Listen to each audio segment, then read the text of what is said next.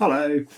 All right, it's been a little while. That's just the reality of making video games. Last time we met, I had just added the ability to check the ammo for your guns, and it has been some months since then. I took some time off. I made that little graffiti parkour game, Graffiti Graff Gecko, which you can check out and play right now. There's a link in the description. That was a month, and then I got straight back on with Street Witch. There's actually probably too much for a single video that I've done in the last few months. So I'm going to break this up into a couple, and this will be the first of those videos. So for now, let's take a dive into 5 things that I think are new and cool in Street Witch.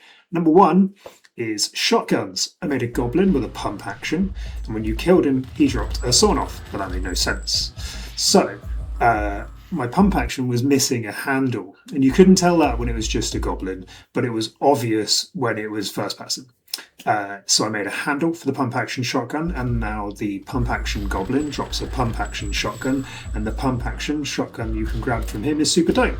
But dang, now there's no way to get the sawn off shotgun. So then I had to go and make a new goblin with a sawn off shotgun, and so now there are 2 shotguns, and that's a sawn off and a pump action.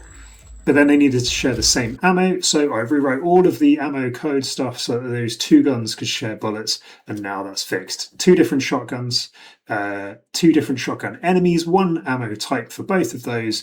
The sawn-off is a 1-hit kill, but only at super close range, and the pump action sacrifices some of that damage for a bigger magazine and better range. 2.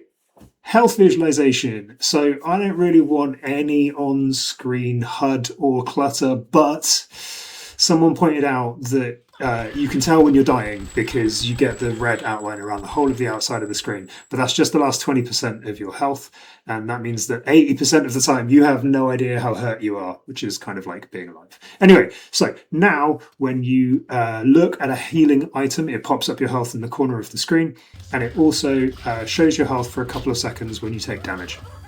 And when you open the weapon wheel, oh yeah, there's now a weapon wheel. It shows all the guns and which ones have ammo, and it also has a bug that when you open it, when all your weapons are out of ammo, you're stuck there forever and you have to press Alt F4 to get out of the game. And I'll probably fix that before release. Thing number 4 is kicking.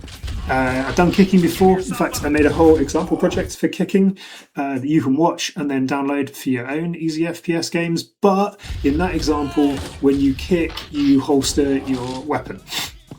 And I wanted a kick that you could do while you're also holding the weapon, so you could hold the gun and kick someone at the same time. That is now in. The kick works independently from all the other weapons, so that you can kick while you're reloading, or you can kick while you're changing guns or checking ammo or whatever. The thing is, I added this little cutscene in Candle Street where you kick a gate open, and that looked cool as flock, but it didn't work with the normal doors, and I really thought it should work with the normal doors.